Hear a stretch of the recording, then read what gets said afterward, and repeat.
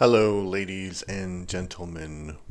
My name is Adam, and I'm on a quest to become the most prolific reviewer of all time. And my tripod broke on my mic, so this is my sort of compromise with it. And I hope that it sounds okay. I'll try and get a new mic later. But the thing that I'm reviewing today is the incomparable Whatever Happened to Baby Jane. So, viewers of my channel would know that I've been on something of a Bette Davis kick recently. I it started with All About Eve, and then when I was watching All About Eve, I was blown away by her acting. And then I saw her in various films, but when I watched her in All About Eve, I obviously you get a bunch of recommendations on your YouTube feed when you watch something, and then I got like stuff about the feud between Joan Crawford and Bette Davis connected to this film that I'm reviewing. And so it was always in the back of my mind that I wanted to watch it. And so I reviewed another of her films recently called Jezebel. And somebody made a comment that it's ironic that Jezebel isn't even one of the best films that she made. And so I asked this person, like, what do you think is the best film that she made? And this person mentioned a bunch of movies, but also mentioned Whatever Happened to Baby Jane. And it is a really good movie. I would think that it's one of the best movies that's ever been made because of the way the story is told. And I will tell you a little bit about that in a moment. But the movie is now famous for two things. One is connected to this feud between Bette Davis and Joan Crawford. And the feud and the movie both kind of reignited their careers. And the other thing is that it is known because it sparked this genre of horror film called either hagsploitation or psycho-biddy films. So biddy is just a kind of an old-fashioned term for a crazy woman.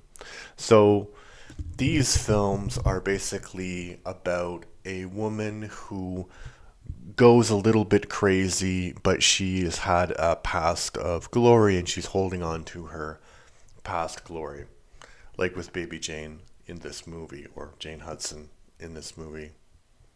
The character of Jane Hudson. So I have a bit of a non sequitur about that, which is I don't understand why Sunset Boulevard isn't considered to be the first hagsploitation film. And it's been many, many years since I watched that film, but it stars Gloria Swanson, who was legitimately a huge silent film star, and it came out, I think, in 1960. So it's all about a woman who believes that she still has the past glory that she had, and that she's going to make a comeback, and then murder happens. So why is that not included in this list? Maybe it's just because people saw Sunset Boulevard as more of a artistic thing and not like a genre thing, and Whatever Happened to Baby Jane was clearly a genre film. So maybe. So let's talk about the actual film, and then I'll talk about the reaction of both Bette Davis and Joan Crawford had to this film. So this was a project that Joan Crawford had been wanting to do for some time, and Bette Davis was also involved. And somebody bought the film rights after it was released as a novel in 1960, and then there was a stage play. And Bette Davis, more Joan Crawford. Joan Crawford was the sort of the driving force behind getting this movie made.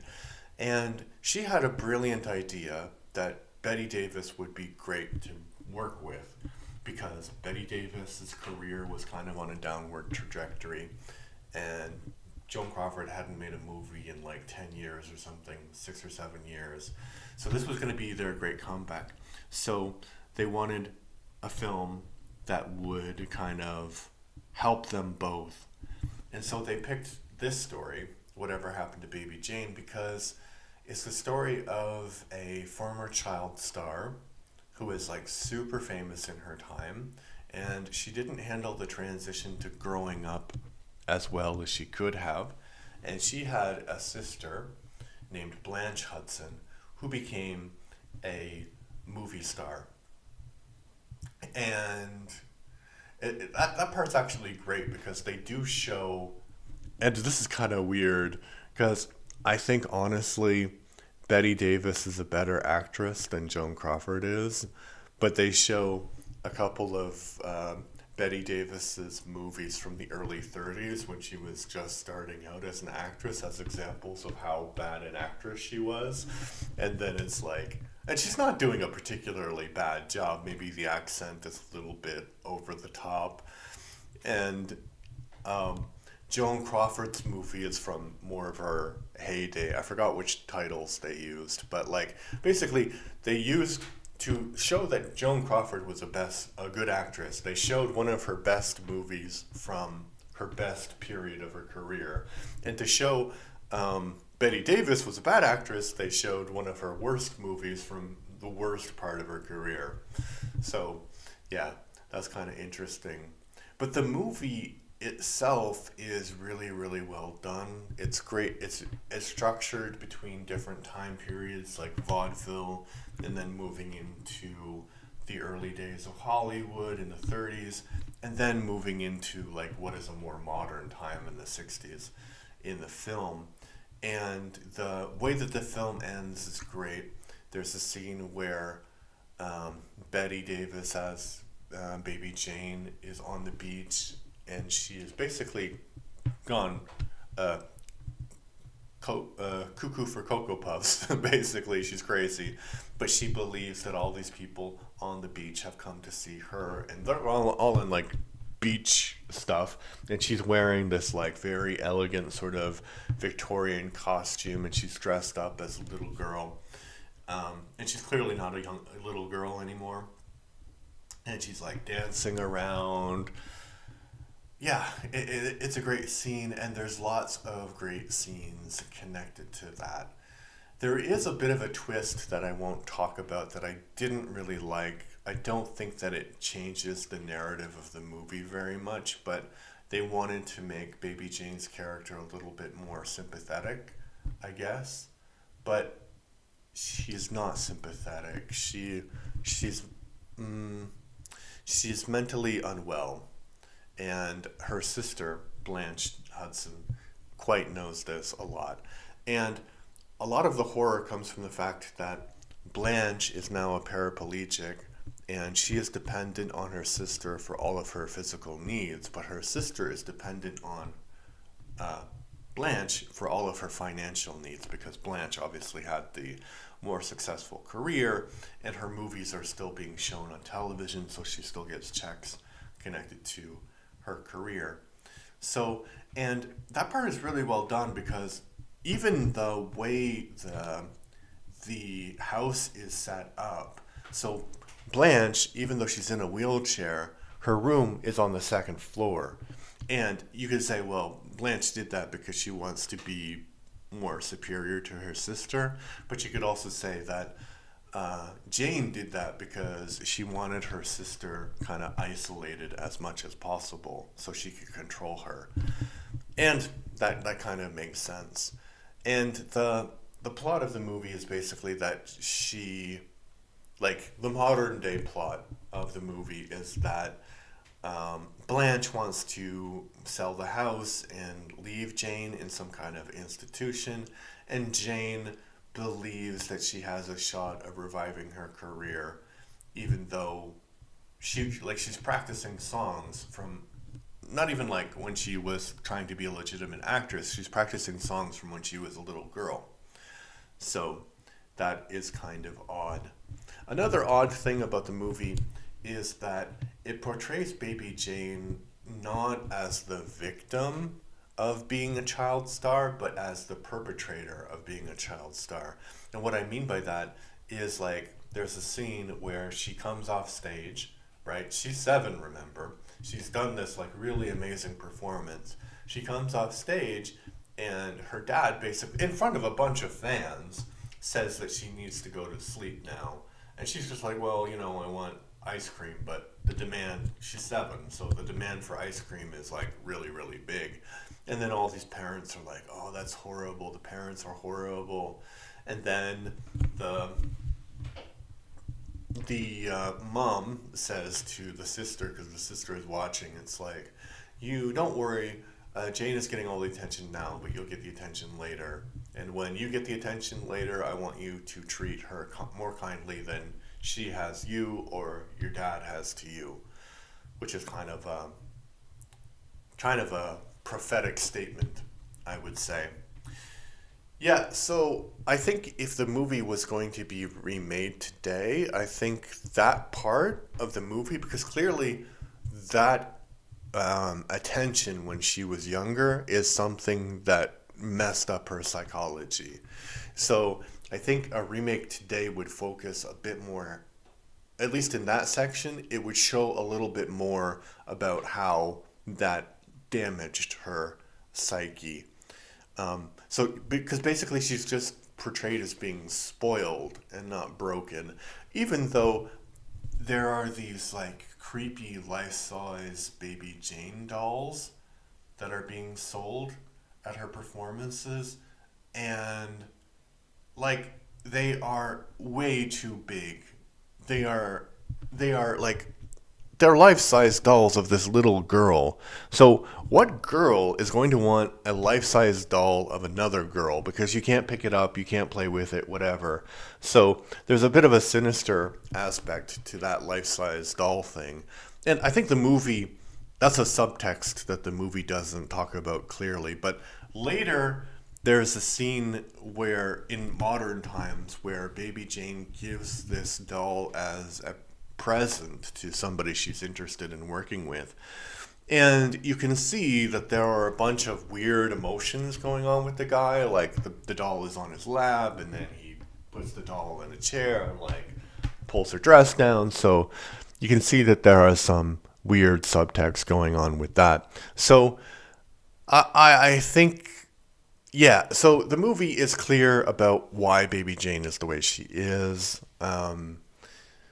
At least in the subtextual aspects, that's not really said out loud, and maybe it can't be said out loud in a movie from 1962.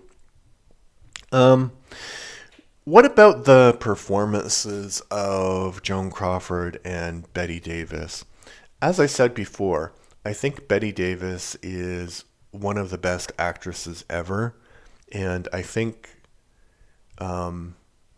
she does an admirable job in this, and it's easy to see why she was nominated for an Oscar, but I think Joan Crawford does a better job because it's much harder to portray a woman who is basically being abused and taken advantage of, and yet she's trying to negotiate her way out of this situation that she's found herself in with her sister.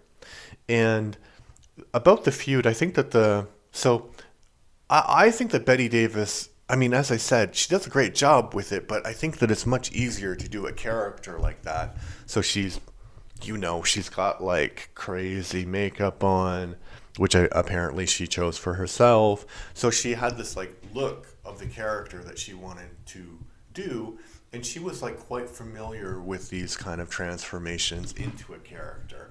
And that's what she's doing here, but I think that that type of character it's not easy to do, but it's easier to do than the character that Crawford is trying to portray. And I think Crawford does an admirable job. And it's weird that this is Bette Davis's last nomination for an Oscar, and it's weird that Joan Crawford also didn't get nominated. And there's like a couple of stories. So the feud on set, I think, was mostly the gossip columnists kind of fueling the fire, and I think that was connected to the marketing because, as I said, both of these stars, who were huge Hollywood stars, their careers were on the decline. So I think the studios kind of pushed this narrative like, oh, they hated each other, they hated each other. That's not to say that I think that they were both professionals, but there were some areas of conflict, both during the film and after the film. More so after the film than during the film. Because I think Joan Crawford was a functional alcoholic, and Betty Davis, she had her faults, of course, but she didn't like the fact that Joan was drinking all the time on the set, and she thought that that may have influenced her performance.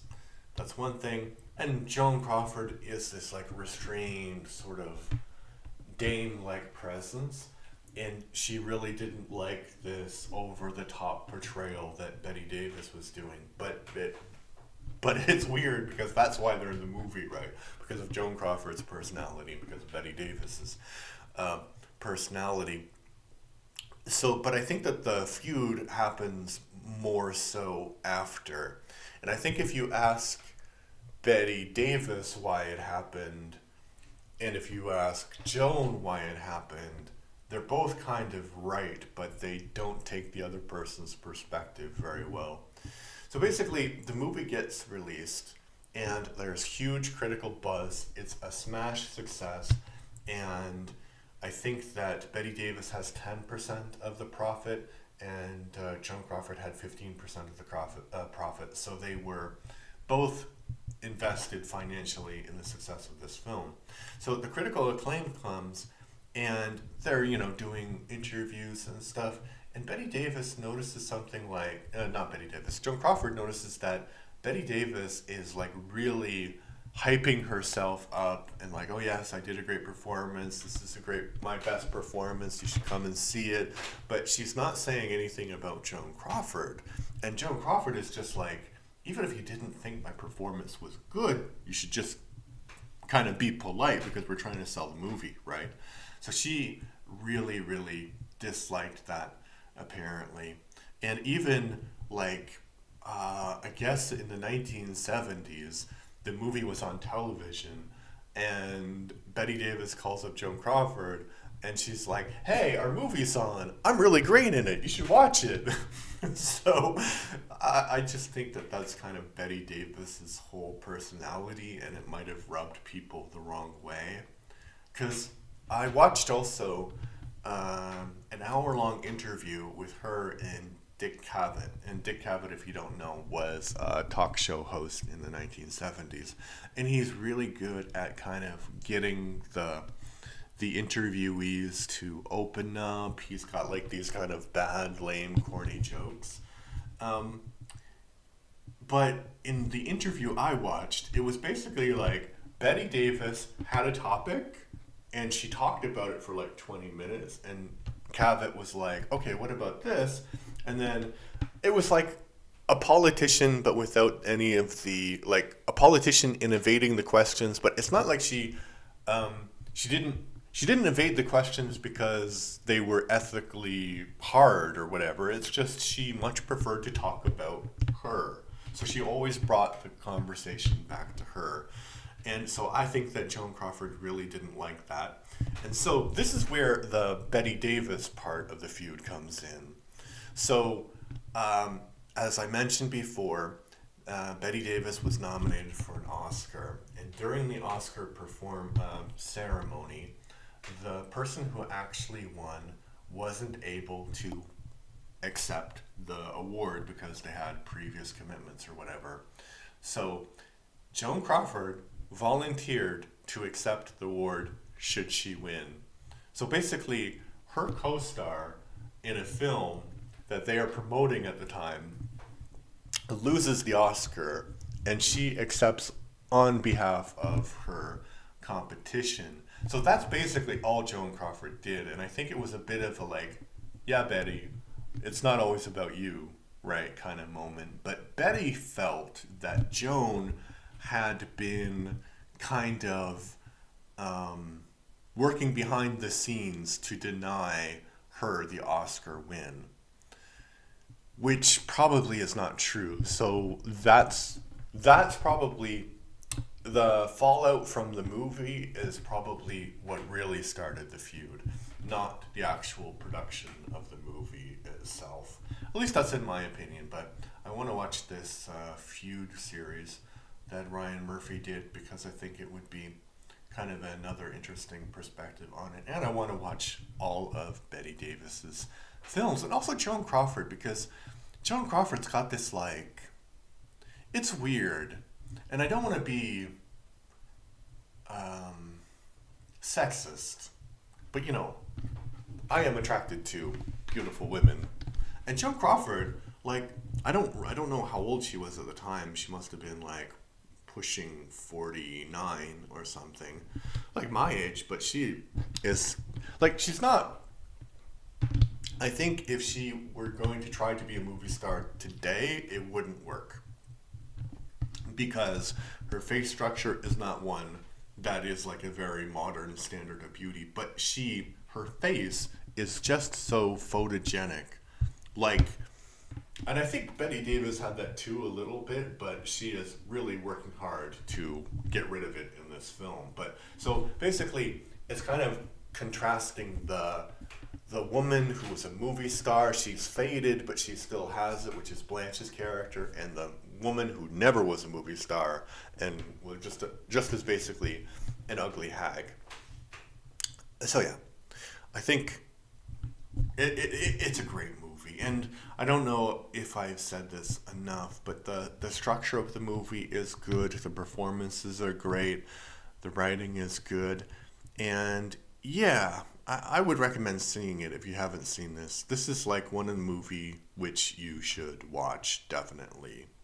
So I'm going to give it a 10 out of 10. But what did you think about this movie? What did you think about the feud between Joan Crawford and Bette Davis? Do you have any Bette Davis or Joan Crawford movies I should watch? Because I think I will continue my Bette Davis kick, and then I'll probably move on to Joan Crawford and watch some of her classic films as well. All right. If you want to support the podcast, because this is a podcast and it is a YouTube channel, if you want to support both, you can subscribe to my